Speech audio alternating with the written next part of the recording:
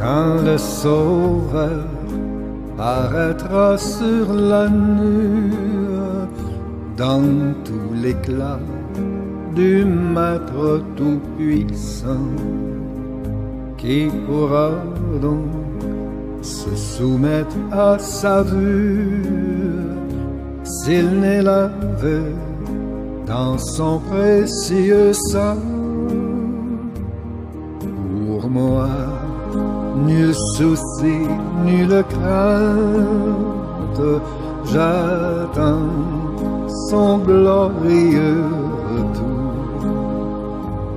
Je crois en sa parole sainte et je connais son grand amour.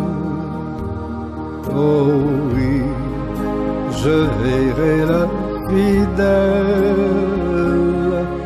et je n'aurai point de frayeur. Le bonheur, la vie éternelle sera ma part, gloire au Seigneur.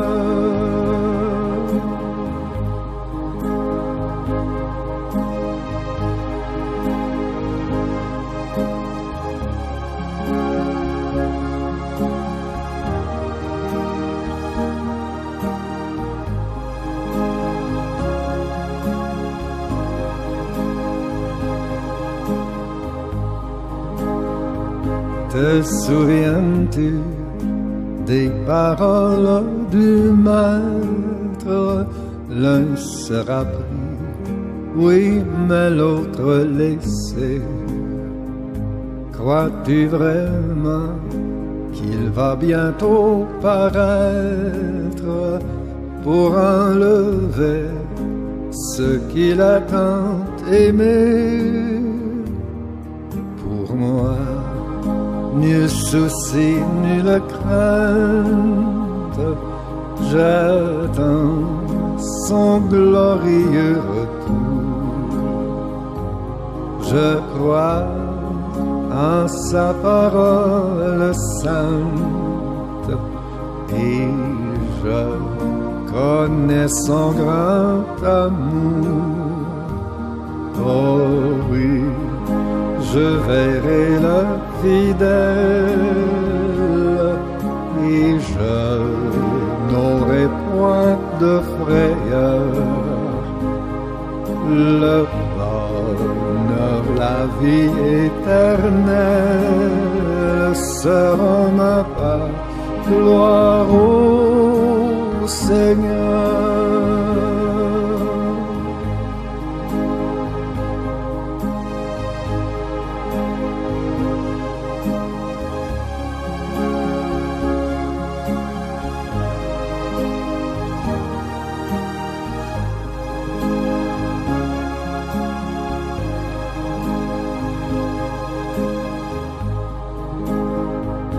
Ne veux-tu pas saisir cette espérance et prendre place un jour au grand festin?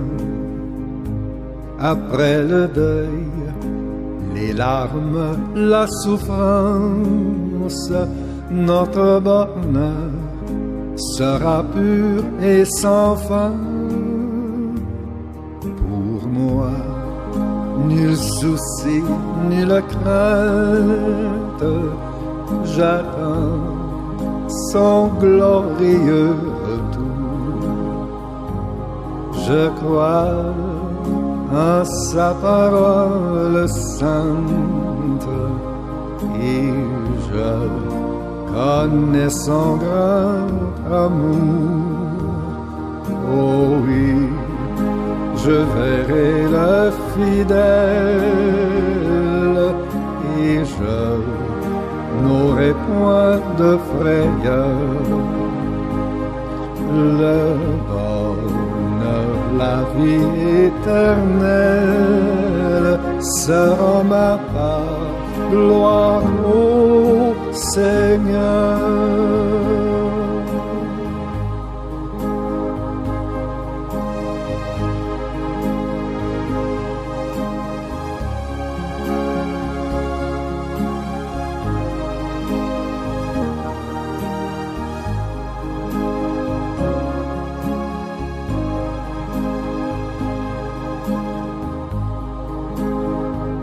Viens à Jésus, dis-lui toute ta peine, il est le vrai, le seul consolateur.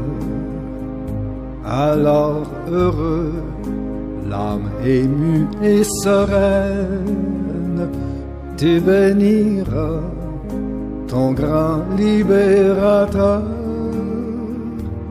Pour moi, nul souci, nulle crainte, j'attends son glorieux retour. Je crois en sa parole sainte et je connais son grand amour. Oh oui, je verrai le fidèle et je n'aurai point de frayeur. Le bonheur, la vie éternelle seront ma part, gloire au Seigneur.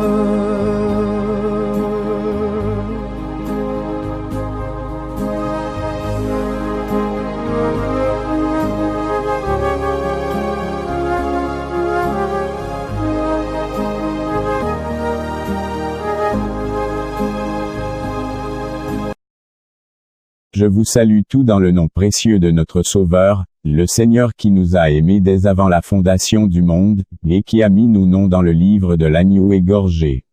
Je commence cet enseignement par une parole d'action de grâce que tous les élus disent « Gloire à toi Seigneur du ciel et de la terre parce qu'il t'a plu de nous faire connaître ces mystères, ta parole de sagesse qui procure la foi et espérance, la joie et la paix, l'amour, la persévérance et l'assurance, afin qu'en marchant, nous demeurions sur le sentier de la vie. Nous étions morts par nos offenses mais tu nous as redonné la vie en portant sur toi ces offenses. Ton sang versé à la croix ce jour-là sur le mont Golgotha a servi à expier nos fautes. Nous te disons merci. Maintenant permets par tes compassions et ta grâce que ta parole de persévérance prenne vie en nous au nom de Jésus-Christ.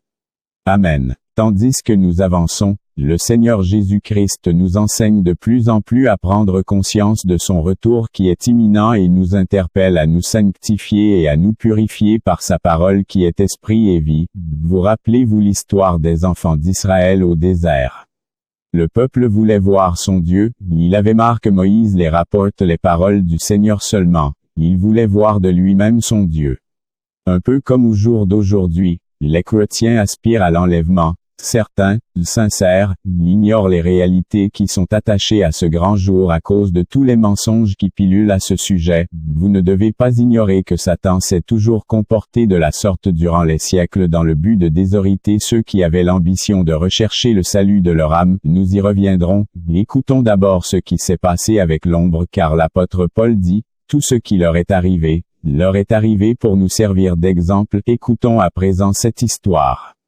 Elle se trouve dans le livre d'Exode au chapitre 19 et 20. Mais nous lirons jusqu'au verset 16 du chapitre 19. Moïse gravit la montagne pour aller vers Dieu.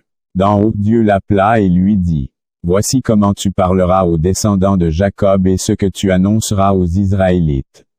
Vous avez vu vous-même comment j'ai traité les Égyptiens et comment je vous ai portés comme sur des ailes d'aigle pour vous faire venir jusqu'à moi. Maintenant, si vous m'obéissez et si vous restez fidèles à mon alliance, vous serez pour moi un peuple précieux parmi tous les peuples bien que toute la terre m'appartienne. Mais vous serez pour moi un royaume de prêtres, une nation sainte. Telles sont les paroles que tu transmettras aux Israélites. » Moïse retourna au camp, convoqua les responsables du peuple et leur transmit toutes les paroles de l'Éternel. Alors le peuple s'écria à l'unanimité. Nous ferons tout ce que l'Éternel a dit. Moïse rapporta à l'Éternel la réponse du peuple. L'Éternel dit à Moïse, « Voici que je viendrai te trouver au sein d'une épaisse nuée pour que le peuple entende lorsque je parlerai avec toi et qu'ils aient pour toujours confiance en toi. » Et Moïse rapporta à l'Éternel les paroles du peuple. L'Éternel dit à Moïse, « Va trouver le peuple et demande-lui d'accomplir aujourd'hui et demain des rites de purification et de laver leurs vêtements. » Qu'ils se tiennent prêts pour après-demain, car ce jour-là, je descendrai sur le mont Sinaï à la vue de tout le peuple. Tu leur fixeras des limites autour de la montagne et tu leur donneras cet avertissement, gardez-vous bien de gravir cette montagne et même de vous en approcher, quiconque s'en approchera sera puni de mort. Si quelqu'un transgresse cet ordre, on ne le touchera pas, mais on le tuera à coups de pierre ou on le percera de flèches. Qu'il s'agisse d'une bête ou d'un homme, il ne restera pas en vie. C'est seulement lorsque la corne des béliers sonnera que certaines monteront sur la montagne. Moïse redescendit de la montagne vers le peuple pour lui faire accomplir les rites de purification. Ils lavèrent aussi leurs vêtements. Puis il leur dit, tenez-vous prêts pour après-demain, abstenez-vous d'ici là de tout rapport sexuel avec votre femme. Le surlendemain, dès le lever du jour, il y eut des coups de tonnerre et des éclairs, une épaisse nuée couvrit la montagne et l'on entendit un son de corne très puissant. Dans le camp, tout le peuple se mit à trembler de peur. 3 parties attirent mon attention dans ce récit. La première se trouve dans le désir qu'exprime le peuple de voir son Dieu. La deuxième se trouve le jour où leur prière est exaucée. La troisième se trouve dans leur réaction après qu'il soit venu. Écoutez, l'apôtre Pierre nous dit clairement que, ce n'est pas que le Seigneur tarde dans l'accomplissement de ses promesses, non, mais il use de patience ne voulant qu'aucun ne périsse mais que tous aient la vie éternelle. Le Seigneur dit lui-même, « Je suis saint, soyez aussi saints ». Les événements donc qui se déroulent aujourd'hui sont-ils favorables, ou non à la sainteté? Sachez aujourd'hui que le courant de la pensée mondaine va en sens contraire à celui du Père Créateur, raison pour laquelle le Seigneur a dit, depuis Jean le Baptiste, le royaume des cieux est forcé et il n'y a que les violents qui s'en emparent, soyez violents et n'essayez pas de pactiser avec lui, car celui qui cherchera à sauver sa vie, la perdra, mais celui qui la perd à cause de moi la retrouvera. Dans notre texte de tout à l'heure, le Saint devait descendre vers son peuple et il leur a donné des ordonnances à respecter. Remplissez le rituel lié à la purification et lavez vos vêtements, ne vous approchez pas de vos femmes pour un acte sexuel, etc. Regardez bien ceci, il dit purifiez-vous et lavez vos vêtements. Il y a un rite de purification par lequel nous devons passer, le monde est opposé à cela, raison pour laquelle le Seigneur dit, celui qui aime le monde et les choses du monde se rend ennemi de Dieu. Tu ne peux pas vouloir faire la volonté de Dieu puis pactiser avec le monde. Le Seigneur dit clairement, il n'y a rien entre Christ et Bélial, soit tu aimeras l'un et haïras l'autre, soit tu t'attacheras à un et délaisseras l'autre. Tu ne peux servir 2 maîtres à la fois, mais en toute chose tant que vous êtes dans ce monde, tant qu'il y a encore la grâce de Dieu disponible, vous avez devant Dieu le droit d'user du monde. Il a vaincu Satan afin de vous donner ce droit. Que Dieu vous bénisse partout où vous êtes au nom de Jésus-Christ. Amen. Mais, il y a un temps qui vient proche ou lointain, je ne sais, mais il arrive, vraiment il est proche, où il n'y aura plus de grâce disponible selon que le prophète Ésaïe le dit dans son livre au chapitre 61 de 1 à 3. L'Esprit du Seigneur, l'Éternel, est sur moi car l'Éternel m'a oint pour porter de bonnes nouvelles aux malheureux. Il m'a envoyé pour guérir ceux qui ont le cœur brisé, pour proclamer aux captifs la liberté, et aux prisonniers la délivrance. Pour publier une année de grâce de l'Éternel, et un jour de vengeance de notre Dieu pour consoler tous les affligés. Pour accorder aux affligés de Sion, pour leur donner un diadème au lieu de la cendre, une huile de joie au lieu du deuil, un vêtement de louange au lieu d'un esprit abattu, afin qu'on les appelle des térébintes de la justice, une plantation de l'Éternel pour servir à sa gloire. Regardez bien, toute une année pour la grâce, mais un seul jour pour la vengeance. Ne dit-il pas qu'il est le Dieu qui punit l'iniquité des pères sur les enfants jusqu'à la 3e, et même la 4e génération de ceux qui le haïssent? Mais qu'il fait grâce jusqu'à 1000 générations de ceux qui l'aiment. Cela veut dire quoi? Rien d'autre que Dieu aime l'homme et se plaît à lui faire du bien et non pas le mal. Mais ceux qui refusent de se repentir, qui refusent de faire la volonté de Dieu qui leur conduit au salut de leur âme, ceux-là ne rateront pas le châtiment, mais auront leur part avec le démon, le diable encore appelé Satan, le père de tous ceux qui se rebellent contre sa parole sainte, contre le Seigneur Jésus-Christ. En vérité, je vous le dis, ce courant est vraiment contraire, j'illustre cela par ceci. Un jour, le Seigneur a demandé à ses disciples de se rendre à l'autre bord du fleuve tandis qu'ils avançaient, et que les ténèbres étaient de plus en plus épais, les vents contraires aussi étaient de plus en plus violents. Mais ceux qui étaient déjà dans la barque n'avaient que trois options, soit continuer à ramer pour faire la chose la plus sensée jusqu'à atteindre le bord selon la parole du Seigneur, soit se jeter dans l'eau à cause de la peur, la lâcheté, soit rebrousser chemin à cause de la même lâcheté et désobéir au commandement du Seigneur. À propos, le Seigneur Dieu, dans Apocalypse au chapitre 21 dit, « Déheurs les lâches ». Et dans Luc au chapitre 21 il ajoute, « Par votre persévérance, vous sauverez vos âmes. Faites dès à présent le bon choix. » Comment se fait-il alors que nous soyons arrivés jusqu'à ce niveau, au niveau où la pensée contemporaine soit contraire à l'œuvre de purification et de sanctification exigée par le Seigneur? Car est-il dit, « Heureux ceux qui ont le cœur pur car ils verront Dieu. » Et encore, cherchez la paix avec tous tant que cela dépende de vous, et la sanctification sans laquelle nul ne verra le Seigneur. Vous remarquerez que ces pensées dont je suis en train de parler a pour seul but de nous faire connaître tout ce que l'on veut connaître des choses sans vie, des choses vaines tout en s'aimant en nous ce qui nous empêchera de voir le Seigneur Dieu Tout-Puissant. Que s'est-il donc passé? Écoutez ce que l'apôtre Paul dit dans son deuxième épître aux Thessaloniciens au chapitre 2 de 1 à 12. Au sujet de la venue de notre Seigneur Jésus-Christ et de notre rassemblement auprès de lui, nous vous le demandons, frères. Ne vous laissez pas si facilement ébranler dans votre bon sens, ni troubler par une révélation, un message ou une lettre qu'on nous attribuerait, et qui prétendrait que le jour du Seigneur serait déjà là. Que personne ne vous égare d'aucune façon. Car ce jour n'arrivera pas avant qu'éclate le grand rejet de Dieu, et qu'apparaisse l'homme de la révolte qui est destiné à la perdition. L'adversaire qui s'élève au-dessus de tout ce qui porte le nom de Dieu, et de tout ce qui est l'objet d'une vénération religieuse. Il ira jusqu'à s'asseoir dans le temple de Dieu en se proclamant lui-même Dieu. Je vous disais déjà cela lorsque j'étais encore chez vous, ne vous en souvenez-vous pas? Vous savez ce qui le retient pour l'instant afin qu'il ne paraisse que lorsque son heure sera venue. Car la puissance mystérieuse de la révolte contre Dieu est déjà à l'œuvre, mais il suffira que celui qui le retient jusqu'à présent soit écarté. Pour qu'alors paraisse l'homme de la révolte. Le Seigneur Jésus le fera périr par le souffle de sa bouche, et le réduira à l'impuissance au moment même de sa venue. L'apparition de cet homme se fera grâce à la puissance de Satan, avec toutes sortes d'actes extraordinaires, de miracles et de prodiges trompeurs.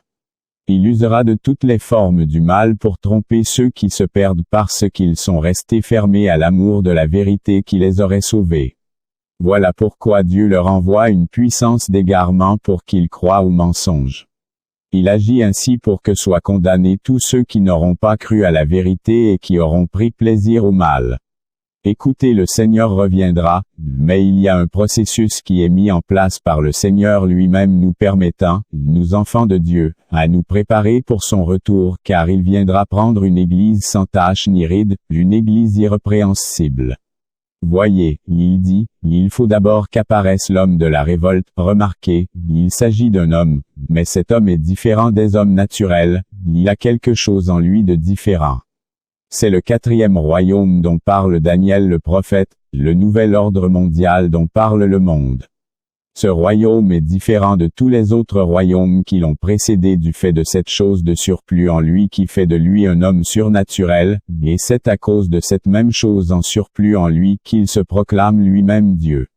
Depuis le début, les saintes écritures nous parlent à propos de cet homme de péché. Elles nous précisent que son apparition se fera par la puissance de Satan. Satan, c'est celui qui s'oppose à la vision du Seigneur Jésus-Christ, c'est lui l'opposant, l'auteur qui est à l'origine de tout le dérèglement qui existe aujourd'hui dans le monde. Ne vous étonnez donc pas que le courant de la pensée contemporaine soit en opposition à la vôtre. Enfant de Dieu, continuez seulement à ramer avec persévérance dans les voies du Seigneur, car votre Dieu vit. Et avec lui la rétribution, afin de donner à chacun selon ce qui lui aura valu ses œuvres. Au temps de l'apôtre Paul, cet esprit était déjà à l'œuvre, raison pour laquelle il dit, la puissance mystérieuse de la révolte contre Dieu est déjà à l'œuvre. Le Seigneur lui-même, au jour de sa chair, a annoncé la venue de cet esprit en ces termes, « Le prince de ce monde vient et il n'a rien en moi ». L'apôtre Jean de même dit ceci dans son premier épître au chapitre 2 de 18 à 19. Mes enfants, la dernière heure a commencé. Vous avez appris qu'un antichrist doit venir. Or, dès à présent, beaucoup d'antichrists sont là. Voilà pourquoi nous savons que nous sommes entrés dans la dernière heure. Ces adversaires du Christ sont sortis de chez nous mais, en réalité, ils n'étaient pas des nôtres. Car, s'ils avaient été des nôtres, ils seraient restés avec nous. Mais ils nous ont quittés pour qu'il soit parfaitement clair que tous ne sont pas des nôtres. Voyez-vous, je prends l'histoire dès son origine afin que ceci soit rendu clair dans nos esprits que le Seigneur est à la porte pour quand sera son retour. Je ne sais, mais il se fera quand le peuple saint sera entièrement brisé comme le dit le prophète Daniel au chapitre 12 de son livre.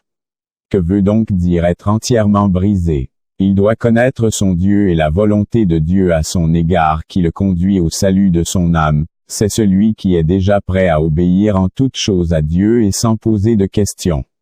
C'est celui qui est prêt à accomplir sa volonté en ne tenant compte ni des circonstances ni des hommes et leur système. C'est celui qui n'a plus de vie propre, mais qui ne vit que par la grâce de Dieu et pour son Dieu et en qui le Seigneur se définit lui-même. C'est le Père seul qui connaît le jour et l'heure à laquelle ceci sera accompli pour vous bramer seulement car votre Dieu arrive et avec lui sa rétribution. Faites donc avec moi cette prière, Seigneur Dieu Tout-Puissant par ton amour pour ton Église, ton épouse, rends-moi après ce jour, donne-moi aussi de me revertir du fin impur et sans défaut auquel ont droit tous les élus, au nom de Jésus-Christ. Amen. Maintenant, revenons à cet homme.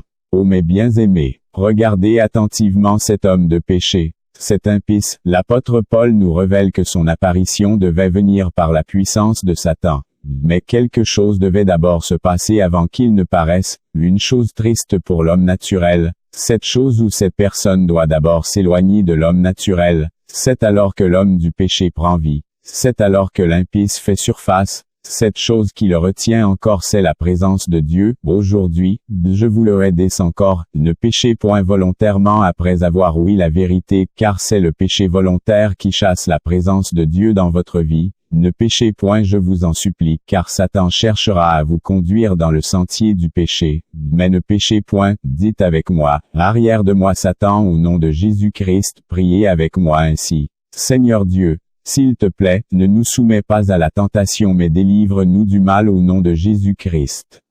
Amen. C'est le péché qui met une séparation entre vous et votre Dieu. C'est une fois le Saint-Esprit écarté de vous que le Satan a la possibilité de vous faire le mal, mais lorsque le Saint-Esprit est en vous, vous êtes plus que vainqueur en toutes choses, car celui qui est en vous est plus fort que celui qui est dans le monde. Ô mes amis, Satan est à l'œuvre et il a déjà fait tomber plusieurs prenez au sérieux, et même au premier degré ce que je suis en train de vous dire. La conquête commence d'abord avec l'homme de manière individuelle, car celui-ci est poussière comme la terre d'où il fut tiré. Ce qui arrive à cette terre que nous sommes, arrivera aussi à celle sur laquelle nous sommes tenus. Écoutez bien, il est dit clairement dans le livre des Thessaloniciens que, ce qui le retient encore doit être écarté.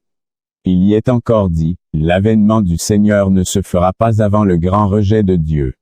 Il y est encore dit, l'apparition de cet impie se fera parce que les hommes ont préféré le mensonge plutôt que la vérité. Enfin, il y est dit que cette apparition se fera par la puissance de Satan. Et moi, comme Ésaïe, je vous dis que ce n'est pas que la main du Seigneur soit trop courte pour vous secourir, non, mais c'est vos iniquités qui mettent une séparation entre vous et votre Dieu. L'iniquité pour l'individu, c'est le péché qu'il pratique. L'iniquité pour l'humanité, c'est son refus de suivre le programme instauré par son Créateur pour son salut. Son iniquité c'est de ne pas vouloir faire la volonté de son Dieu. L'humanité ou le monde, c'est rebeller contre son Dieu pour s'établir lui-même comme Dieu. Écoutez, il y a péché et péché, mais le péché contre son propre corps est grave, ne l'oubliez pas. Le Seigneur dit, « Je n'habite pas dans les temples faits de mains d'hommes, mais le Seigneur Jésus-Christ est venu nous révéler que le cœur de l'homme, c'est là le trône de Dieu. » Maintenant écoutez bien, l'apôtre Paul nous dit ceci, « Le Seigneur ne reviendra pas avant le grand rejet de Dieu. » Cela dit quoi? Rien d'autre que, les hommes rejetteront la vérité, ou le véritable pour embrasser l'imposture. Prenons un instant l'infini grand pour comprendre ce qui est fait à l'échelle individuelle. Dans le livre de l'Apocalypse au chapitre 17, il y dit ceci. L'un des 7 anges qui tenaient les 7 coupes vint me parler. Viens ici, me dit-il, je te montrerai le jugement de la grande prostituée qui est sise sur les grandes eaux. Les rois de la terre se sont livrés à la débauche avec elle, et les habitants de la terre se sont enivrés du vin de sa prostitution. Il me transporta alors en esprit dans un désert. Je vis une femme assise sur une bête au pelage écarlate. Cette bête était couverte de titres offensants pour Dieu, elle avait 7 têtes et 10 cornes. La femme était vêtue d'habits de pourpre et d'écarlate, et parée de bijoux d'or, de pierres précieuses et de perles. Elle tenait à la main une coupe d'or pleine de choses abominables et d'obscénités dues à sa prostitution.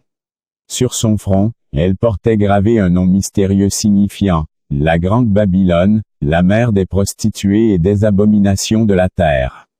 Je vis qu'elle était ivre du sang de ceux qui appartiennent à Dieu et de ceux qui ont rendu témoignage à Jésus.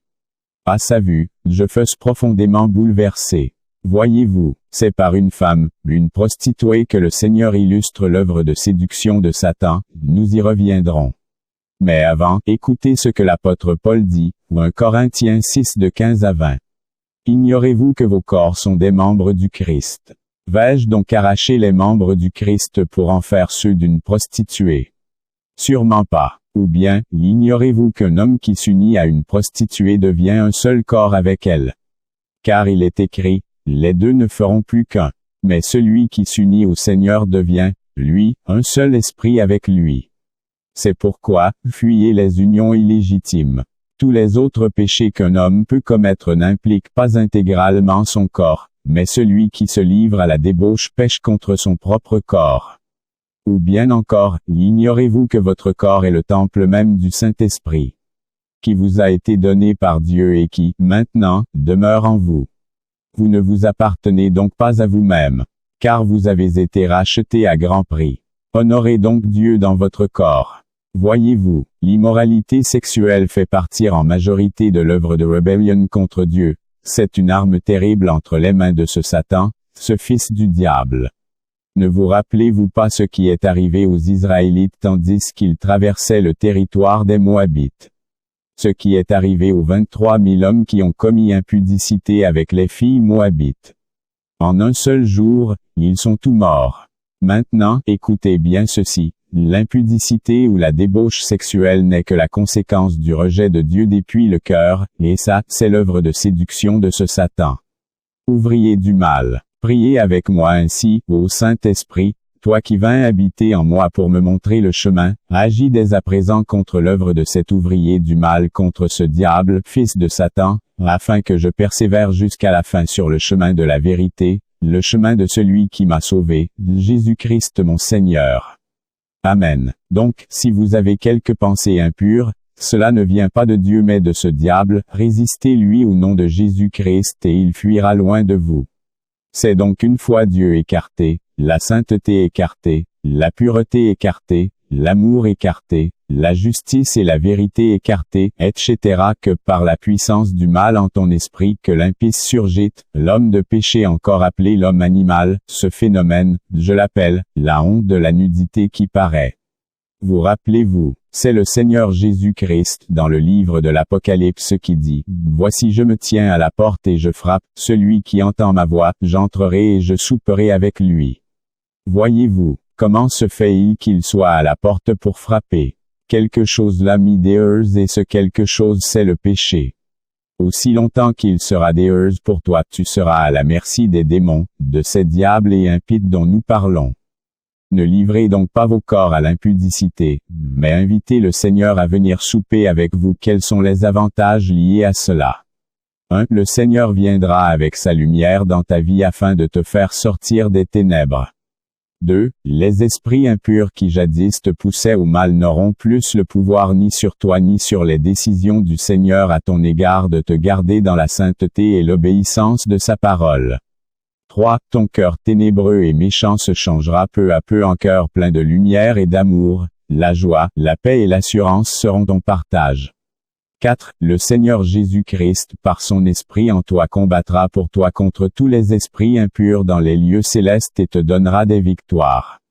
5. Il te conduira dans la vérité de ton Dieu afin que tu accomplisses sa volonté. 6. Le jour de son avènement, il te prendra avec lui afin que, là où il est, tu y sois aussi. 7. Dans son royaume tu seras plus de méchants, race de serpents pour te mordre au talon, tu n'auras plus à écraser leur tête car tous auront disparu. Pour toi plus de larmes et des plaintes comme le dit le prophète Ésaïe dans son chapitre 35. Là il n'y aura pas de lion, et les bêtes féroces n'y auront pas accès. On n'en trouvera pas. C'est le peuple sauvé qui marchera sur cette voie.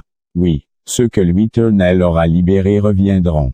Ils iront à Sion avec des cris de joie. Un bonheur éternel couronnera leur tête. Ils auront en partage la joie et l'allégresse. Tristesse et plainte s'enfuiront. Dites avec moi merci Seigneur, viens Seigneur et accomplis tes desseins bienheureux à notre égard. Amen. Maintenant, revenons à notre sujet. Le Seigneur reviendra, mais avant, il faut d'abord qu'apparaisse l'homme du péché. Cet homme de péché est un peu comme nous enfants de Dieu. De même que par l'obéissance à la parole de vérité qui nous fut annoncée par les serviteurs du Seigneur, nous avons cru au Seigneur Jésus-Christ, et que une puissance vint des cieux, d'auprès du Père, le Saint-Esprit, pour unifier avec notre esprit afin de faire de nous des fils de Dieu. De même aussi, par leur incrédulité par rapport à cette même parole, ils ont reçu de la part de Dieu une puissance, mais une puissance de mensonge afin qu'ils s'égarent davantage.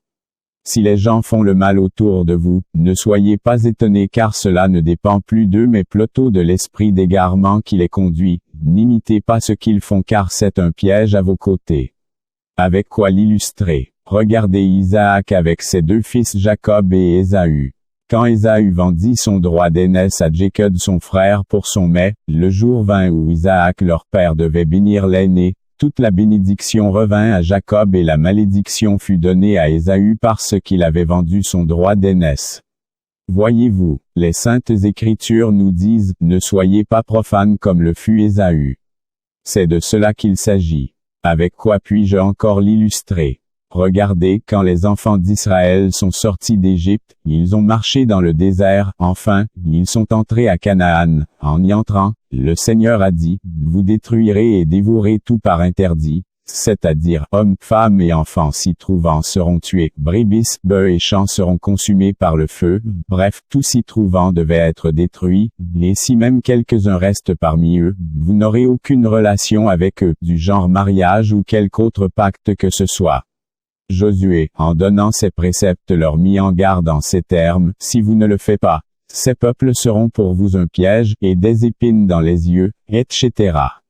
Vous lirez cette histoire dans le livre de Josué au chapitre 23 de 1 à 13. Maintenant, revenons à notre époque, nous ne devons pas ignorer que, ce qui leur est arrivé pour nous servir d'exemple. Mais que dit le Seigneur pour nous qui sommes d'A.N.S. la nouvelle alliance? Écoutons ce qui y est dit par la bouche de l'apôtre Paul, 1 Corinthiens 5 de 9 à 11. Dans ma dernière lettre, je vous ai écrit de ne pas avoir de relation avec des personnes vivant dans la débauche. Mais je ne voulais évidemment pas dire par là qu'il faut éviter toute relation avec ceux qui, dans ce monde, mènent une vie de débauche, ou avec les avares, les voleurs ou les adorateurs d'idoles car alors il vous faudrait sortir du monde. Non, je voulais simplement vous dire de ne pas entretenir de relation avec celui qui, tout en se disant votre frère, vivrait dans la débauche, ou serait avare, idolâtre, calomniateur, adonné à la boisson ou voleur. Avec des gens de cette sorte, il ne vous faut même pas prendre de repas. Maintenant écoutez quelque chose. C'est ici la révélation du Seigneur. L'apôtre Paul nous a dit, le Seigneur ne reviendra pas avant le grand rejet de Dieu, en d'autres termes, ce rejet sera mondial, les hommes en Afrique le rejettent, les hommes en Asie le rejettent, les hommes en Europe et en Amérique le rejettent, bref la terre tout entière le rejette. Ne sont-ils pas religieux? Ils le sont. Maintenant, où se situe la différence entre les anges du Seigneur restés fidèles à Dieu et les démons? Voyez-vous, un tiers des anges s'est rebellé à Dieu tandis que les 2 tiers restants lui sont restés fidèles. Écoutez, nous sommes sur un processus, et selon le processus, nous deviendrons soit comme des démons, soit comme des anges. Illustrons cela par l'une des paraboles du Seigneur Jésus, dans le livre de Matthieu au chapitre 13 à partir du verset 24 jusqu'au verset 30. Il leur proposa une autre parabole. Il en est du royaume des cieux comme d'un homme qui avait semé du bon grain dans son champ. Pendant que tout le monde dormait, son ennemi sema une mauvaise herbe au milieu du blé, puis s'en alla. Quand le blé eut poussé et produit des épis, on vit aussi paraître la mauvaise herbe. Les serviteurs du propriétaire de ce champ vinrent lui demander, « Maître, n'est-ce pas du bon grain que tu as semé dans ton champ? D'où vient donc cette mauvaise herbe? » Il leur répondit, « C'est un ennemi qui a fait cela. » Alors les serviteurs demandèrent, « Veux-tu donc que nous arrachions cette mauvaise herbe? » Non, répondit le maître, car en enlevant la mauvaise herbe, vous risqueriez d'arracher le blé en même temps. Laissez pousser les deux ensemble jusqu'à la moisson. À ce moment-là, je dirai au moissonneur, enlevez d'abord la mauvaise herbe et liez-la en boc pour la brûler, ensuite vous couperez le blé et vous le rentrerez dans mon grenier. Voici l'interprétation donnée à partir du verset 37 au verset 43. Il leur répondit, celui qui sème la bonne semence, c'est le Fils de l'homme. Le champ, c'est le monde, la bonne semence, ce sont ceux qui font partie du royaume. La mauvaise herbe, ce sont ceux qui suivent le diable. L'ennemi qui a semé les mauvaises graines, c'est le diable, la moisson, c'est la fin du monde, les moissonneurs, ce sont les anges. Comme on arrache la mauvaise herbe et qu'on la ramasse pour la jeter au feu, ainsi en sera-t-il à la fin du monde. Le Fils de l'homme enverra ses anges et ils élimineront de son royaume tous ceux qui incitent les autres à pécher et ceux qui font le mal. Ils les précipiteront dans la fournaise ardente où il y aura des pleurs et d'amers regrets. Alors les justes resplendiront comme le soleil dans le royaume de leur Père. Celui qui a des oreilles qu'il entende. Vous savez, la fin arrivera quand le Père jugera que le nombre des élus est au complet, et lui seul connaît ce nombre. À chaque génération, il a manifesté et glorifié ceux qui lui appartiennent afin que ceux-ci servent de lumière dans leur génération. Le Seigneur ne dit-il pas que, après ces jours de détresse, la lune s'obscurcira et le soleil ne donnera plus sa lumière. Cela symbolisera seulement ce qui est en train d'être fait spirituellement. Mais sachez que ce jour paraît proche, je ne sais ni le jour ni l'heure, mais le figuier laisse croire qu'il est proche. Notez bien quelque chose, il dit, cela arrivera à l'heure que vous ne doutez même pas. Vous pouvez déjà contempler ses fruits en constatant avec chagrin le mal qui s'est accru et les fils de lumière qui sont de plus en plus rares sur le globe terrestre. Que celui qui a des oreilles comprenne ce que dit l'Esprit Saint à son Église. Que Dieu vous bénisse au nom de Jésus-Christ. Amen.